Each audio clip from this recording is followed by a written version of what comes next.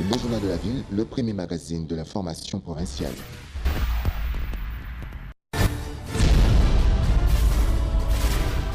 Tout de suite, le journal.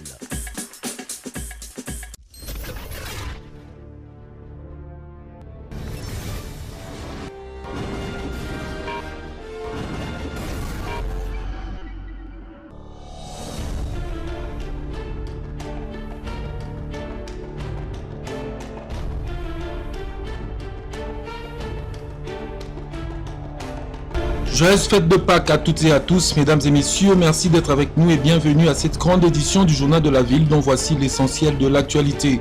Début de la campagne électorale pour l'élection des membres du bureau définitif de la Chambre basse du Parlement ce samedi 20 janvier 2019.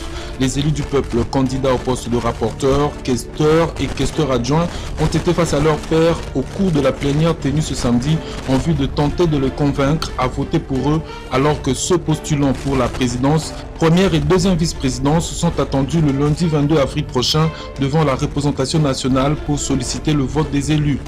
Et dans un autre registre, annulation par la Cour de cassation de la condamnation du leader de la plateforme Ensemble Moïse Katumbi Chapwe dans l'affaire de spoliation de maisons l'opposant à Stoupis a réjoui plus d'un. À travers de réactions qui fusent de partout au niveau de la population et même des acteurs politiques, plusieurs ont salué cette décision et félicitent l'actuel chef de l'État Félix Antoine Tshisekedi pour ces mesures visant à décrisper la situation politique du pays. Voilà tout pour le sommaire, place à présent aux détails.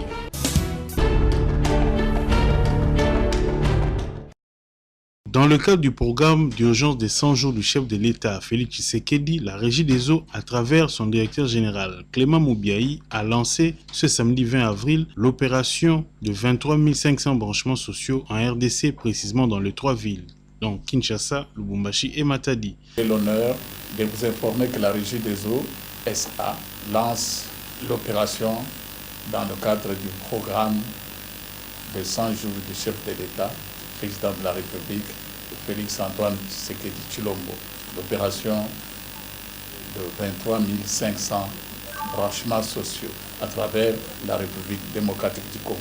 Et cette opération va s'adresser aux clients qui constituent des ménages non encore branchés ou qui ont encore des difficultés d'être desservis par la Régie des eaux, principalement dans les 3 villes de la République démocratique, qui sont les 3 principales villes de PMU, FA, nous cité Kinshasa, Lubumbashi, Matadi. C'est justement dans le cadre de financement de la Banque mondiale que cette opération va se dérouler dans ces 3 villes. L'occasion faisant les larrons, c'est cette année que la Régie des eaux SA fête ses 80 ans d'existence. Le numéro 1 de cette entreprise de l'État place un mot. Cette année, c'est une année spéciale.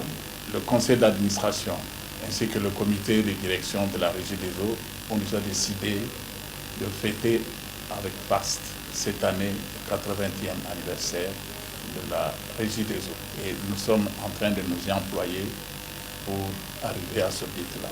Nous voulons donner à cette entreprise une autre image à travers cette célébration. À mes collaborateurs, je ne demande qu'une chose, de me mettre les coudes contre les coudes, les mains dans la main, pour remplir la mission qui est attendue de nous par la population congolaise tout entière. De donner de l'eau à cette population presque partout. La Régie des eaux est déterminée à tout mettre en œuvre pour permettre au chef d'État de réussir ses différents programmes énergétiques, spécialement dans l'amélioration de la desserte en eau potable en République démocratique du Congo.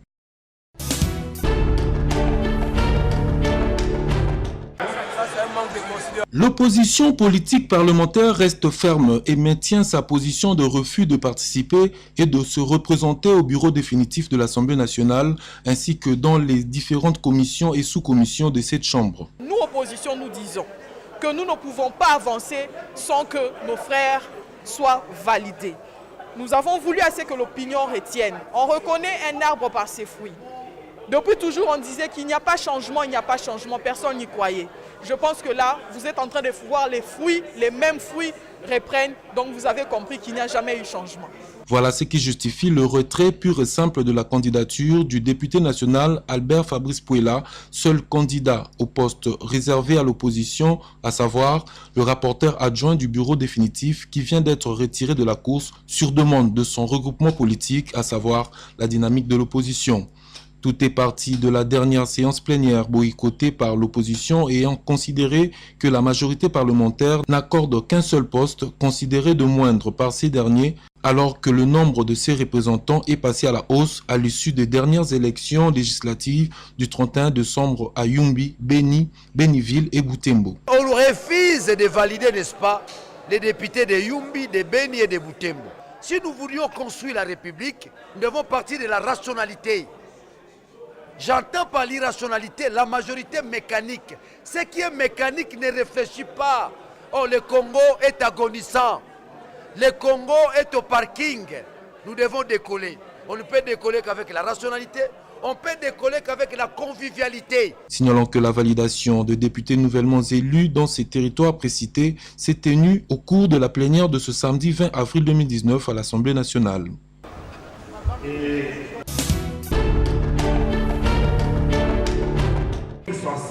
Le comité technique chargé d'examiner les candidatures des députés nationaux aspirant occuper le bureau définitif de la Chambre basse a rendu public le vendredi 19 avril dernier dans la soirée la liste de candidats retenus pour cette bataille électorale. Au poste de président de l'Assemblée nationale, 2 candidatures sont retenues, à savoir celle des honorables Janine Mabunda du PPRD et Henri Thomas Lokondo comme indépendant. En revanche, à la première vice-présidence, seule la candidature du député UDPS Jean-Marc Kabunda Kabound figure sur la liste. Pareil pour la deuxième vice-présidence où l'on note celle de l'honorable Boniface Balamagé du regroupement AAB. En ce qui concerne le poste de rapporteur, questeur et questeur adjoint, une seule candidature a été retenue à chacun de ce poste.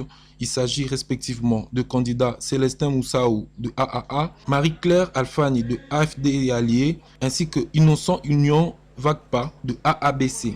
Notons que pour l'heure, le poste de rapporteur adjoint reste vacant suite à l'invalidation de la candidature de l'honorable Albert Fabrice Pouela sur recommandation de sa famille politique.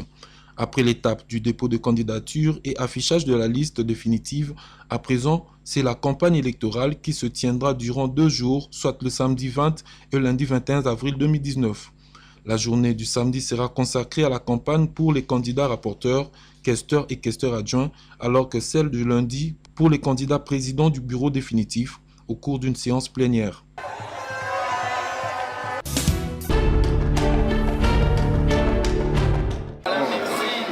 Une femme à la tête de l'institution Assemblée nationale, la candidature de l'honorable Janine Mabunda obtient un soutien sans précédent. Pour preuve, une foule immense d'une partie de la population, parmi laquelle les militantes et militants de son parti, ainsi que plusieurs élus, ont pris d'assaut le palais du peuple pour l'accompagner à déposer sa candidature. Les femmes en RDC sont en train de se démarquer tous les jours.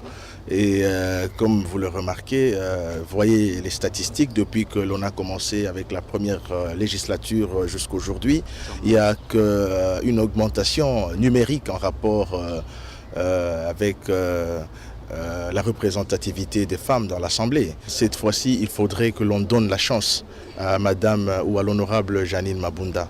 Parce que pour nous, en tant que députés élus de l'espace du Grand Katanga, nous voyons qu'il y a des qualités dans cet honorable député, dans cette dame de fer. Au nom de tous les députés, d'abord comme femmes, nous allons nous mobiliser, nous allons sensibiliser nos collègues du Nord Kivu, nos frères, pour voter cette candidature utile de l'honorable Mabunda.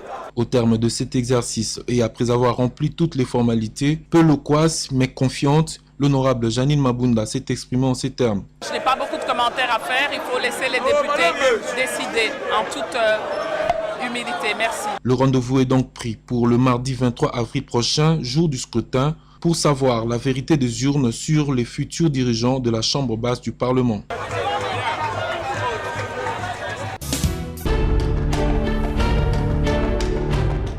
L'annulation de la peine de Moïse Katumbi par la Cour de cassation ne semble pas réjouir tout le monde.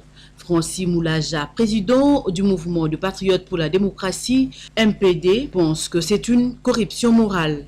Et ce n'est pas ce dont le peuple a besoin. Nous, et la Mouka, Katumbi et tout le monde, nous militons pour un état de droit. Nous disons que nous nous attendions à ce que Moïse Katumbi soit invité, qu'il vienne lui-même se défendre devant les cours et tribunaux qui prennent ses moyens de défense. On sait qu'il a toujours clamé son innocence. Donc Moïse Katumbi n'a pas besoin d'un cadeau d'un régime politique, non. Nous disons que ça c'était un épée dans l'eau, ça ne sert à rien. S'agissant du retrait de la candidature de l'honorable Fabrice Pouela au bureau de l'Assemblée nationale, ses leaders saluent cette décision prise par la dynamique de l'opposition. Face à la mauvaise foi des FCC, nous pensons que la Mouka ne peut pas se salir. Et que nous demandons à mon camarade Fabrice de ne pas vouloir être dans ce bureau-là parce qu'il ne participera à aucune décision et que à chaque fois que le peuple sera mécontent, c'est eux qui porteront le chapeau. Notre présence de nos amis au Parlement est uniquement pour être là, pour aujourd'hui être des témoins de ce qui s'est fait afin de présenter cette réalité au peuple. Le MPD est un parti qui se bat depuis près de 16 années pour la conscientisation de la population congolaise comme dans un apostolat. Nous avons choisi de militer, créer MPD au moment où nous avions à peine 23 ans. Et le MPD est le rare parti politique au Congo qui n'a jamais participé à la gestion de la chose publique. Pourquoi? Parce que nous voulons que la politique revienne à un bon sens. Le bon sens de la politique, c'est l'apostolat. C'est être au service des autres.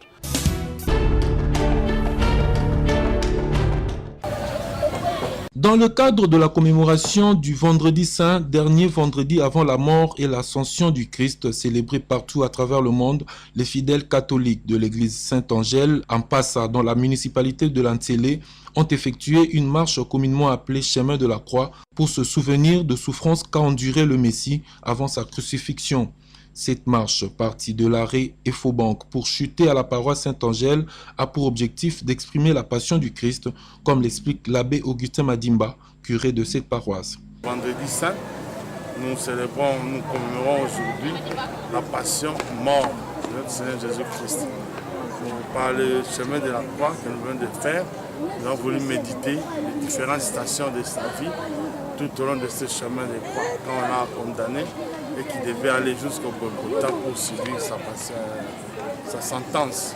Et nous aussi, nous essayons, nous, comme chrétiens, en nous remettant un peu à sa place, dans quel état il pouvait être. Et tout ça, il a supporté à cause de nos péchés. Parce que s'il a accepté de mourir sur la croix, c'est à cause de nos péchés. Et en méditation, en reconnaissance, nous pensons nous aussi, tant soit peu, essayer de revivre ce moment-là de sa vie qui finalement est devenu pour nous le moment de notre salut. À l'issue de ce carnaval, les fidèles présents sur le lieu ont pris part à la messe consacrée à ce grand événement, à travers notamment la vénération de la croix, question de se souvenir du sacrifice expiatoire du Christ venu racheter les chrétiens de la mort et du péché.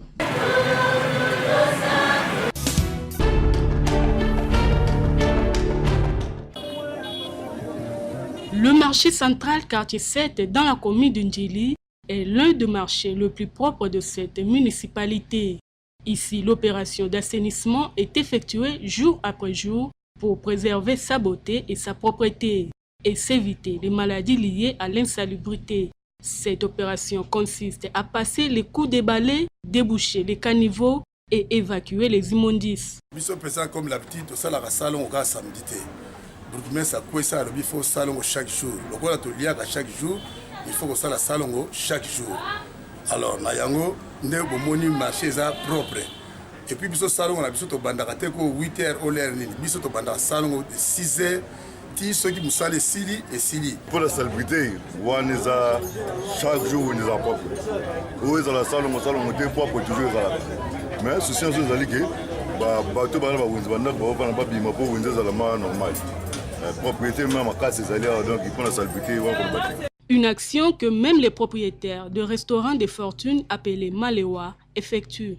Maman va te canazandu, bazana bandako en tout cas, faut propriété les kinyonso. esika ozokovanda fo kobongisa nde obongisa nzoto na en tout cas fo eza kitoko makasi salongo esalamaka kitoko chaque jour salongo talaka nde tosala propre. Ceci est un exemple à suivre par d'autres gestionnaires de marchés et vendeurs afin d'assainir la ville-province de Kinshasa.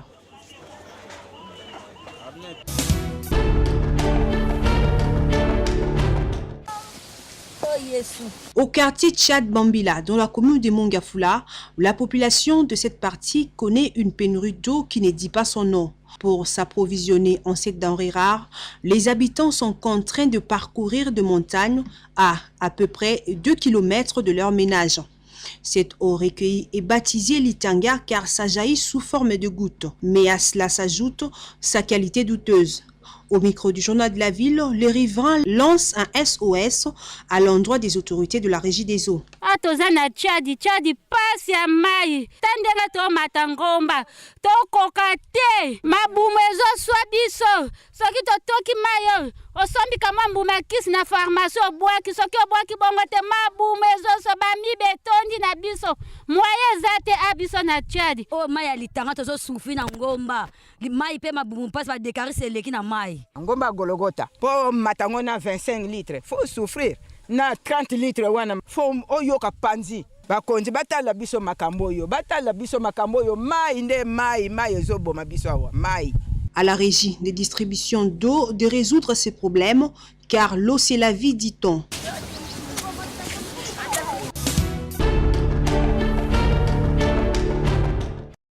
Communiqué. Contrairement aux tracts diffusés sur la bande passante de CKTV relatifs au prétendu détournement des recettes d'éclairage public, les ministres provinciaux de la fonction publique et celui des finances demandent de manière catégorique ces informations dénuées de tout fondement. Les recettes de ces taxes sont perçues par la DGRK et préaffectées aux travaux d'éclairage public conformément au décret du Premier ministre. Les deux ministres se disent disposés à fournir toutes les informations nécessaires à qui les voudra.